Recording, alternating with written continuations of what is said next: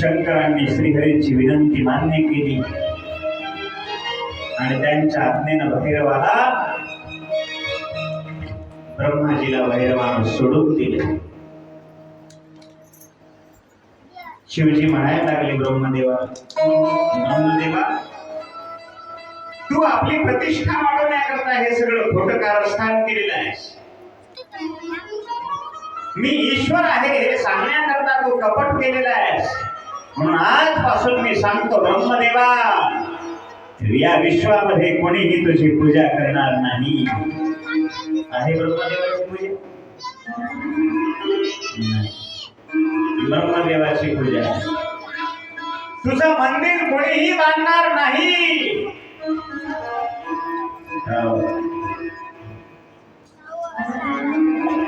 कोणीही तुझा एकही उत्सव करणार नाही. जसे भगवान विष्णूच्या अवताराचे उत्सव होतात, भगवान शिवजीच्या महाशिवरात्री होता, उत्सव होता, संपन्न होता, सोमवार आहे. तुझा कोणताही उत्सव होणार नाही. कशामुळे घडले? एक खोटं वागल्यामुळं एवढी शिक्षा ब्रह्मदेवाला.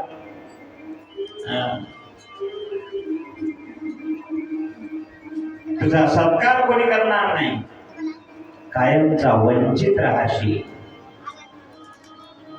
शापवाणी ब्रह्मदेवानं ऐकली, पश्चाताप वाटायला लागला. क्षमा मागली भगवंताला. पाचवं मस्तक पुन्हा प्रदान करा म्हणून विनंती केली. महादेव म्हणाले, विधात्या, दुर्जनांच्या विरोधी वर्तनामुळे सृष्टीकार्यात मोठा अडथळा निर्माण होतो. जगाची व्यवस्था विस्कळीत होते. अशा वेळी पापी जनांना दंड करावा लागतो. तर लोक काहीतरी मर्यादेमध्ये वागतील.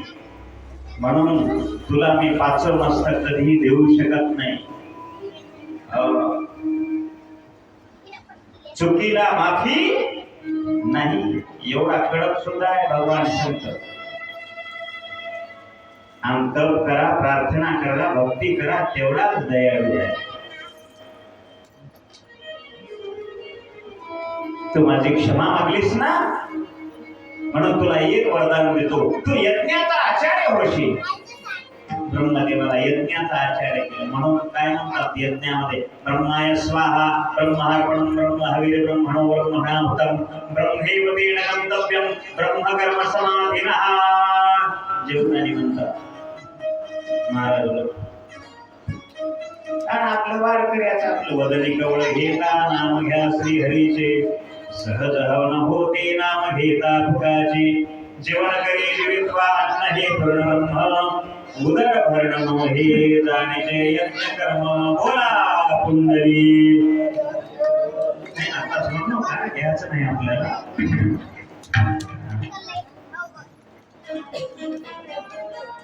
हे ब्रह्मार्पण तुला करता येईल.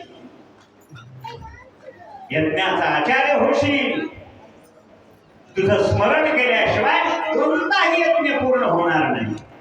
म्हणून जे आपण जेवण करतो, भोजन करतो, तो सुद्धा यज्ञ आहे. म्हणून ब्रह्मार्पण नाही. कोणता यज्ञ करायचा असेल ब्रह्मदेवाचं त्या ठिकाणी स्थान द्यावं लागतं.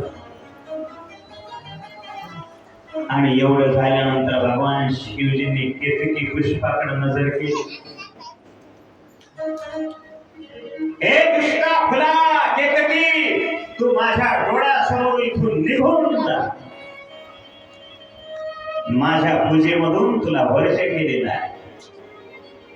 महादेवाच्या पूजेमध्ये केतकीचं पुष्प चालत नाही.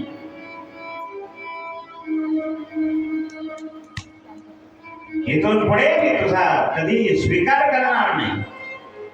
पुष्पाला अतिशय वाईट वाटायला लागले.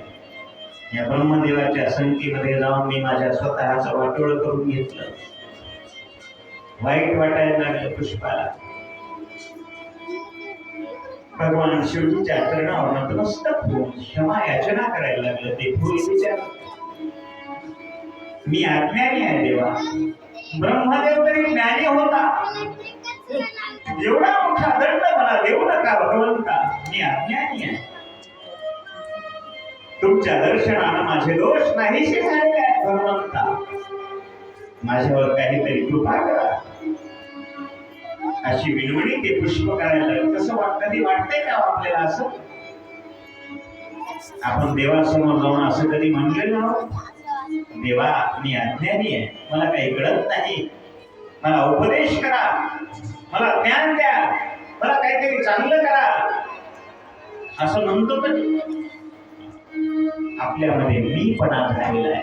मी मी मी मी मी मी मी माझ्यामुळं माझ्यामुळं माझ्यामुळं माझ्यामुळं माझ्यामुळं घर, माझ्यामुळं शेत, माझ्यामुळं बंगला, माझ्यामुळं शेती, माझ्यामुळे ही जायदाद, माझ्यामुळे करोडो रुपये,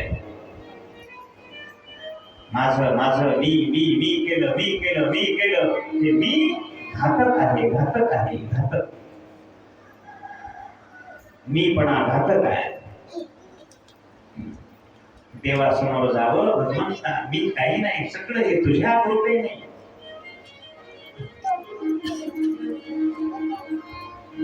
जात्याच्या मुखी घालते मोत्याचे दाणे, जात्याच्या मुखी घालते मोत्याचे दाणे,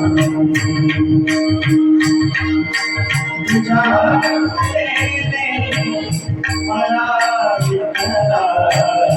नाही काही गुणे,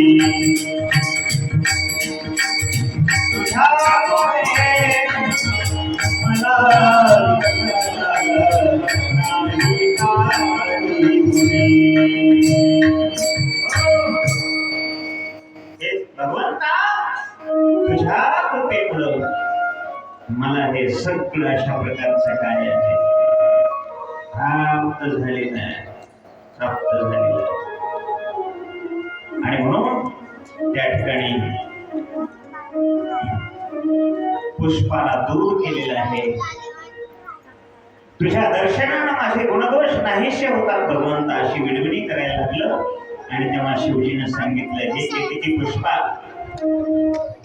मी तुला कधीही धारण करणार नाही, हे सत्य आहे. माझ्या मुखातून जी वाणी केलेली आहे ती कधी परत येत नाही. मात्र भगवान विष्णू आदिदेव माझे भक्त आहेत ना, ते मात्र तुझा स्वीकार त्या ठिकाणी करतील, एवढा तुला आशीर्वाद देतो. पार्वतीपते शिव हर हर हर भगवंतांनी सांगितलं, विष्णूजी तुम्ही माझं हृदय आहात. विष्णुश्च हृदय शिवः शिवश्च हृदय विष्णू. एकाचे हृदय. कारण चिंतन थोडं पाहिलं, तुम्ही मात्र सत्य बोलला. या अग्निस्तंभाचा शेवट तुम्हाला सापडला नाही, तुम्ही खरं बोलला. म्हणून आज माझं तुम्हाला आश्वासन आहे विष्णूजी, या युगायुगामध्ये तुमचे जे जे म्हणून अवतार होतील त्या सगळ्या अवताराचं गुणगान सगळे जग भक्त करतील. गोपाल कृष्ण भगवान की, भगवान की जय, रामचंद्र भगवान की जय. हे भगवान शिवजींनी सांगितलेलं आहे. कोणाला? विष्णूजींना. जागोजागी अशा प्रकारचे या जगामध्ये तुमचे मंदिर उभारतील. प्रत्येक अवतार, जे जे अवतार, पूर्ण अवतार, परिपूर्ण अवतार, तुमचं मंदिर स्थापित जाईल. तुमच्या नावाचं चिंतन अशा प्रकारचं केल्या जाईल. म्हणून आमच्या वारकऱ्यांचा मंत्र अत्यंत महत्वाचा. राम कृष्ण हरी जय जय राम कृष्ण हरी, राम कृष्ण हरी जय जय राम कृष्ण हरी हरी राम कृष्ण हरी जय जय राम कृष्ण हरी, राम कृष्ण हरी जय जय राम कृष्ण हरी, राम कृष्ण हरी जय जय राम कृष्ण हरी, राम कृष्ण हरी जय राम कृष्ण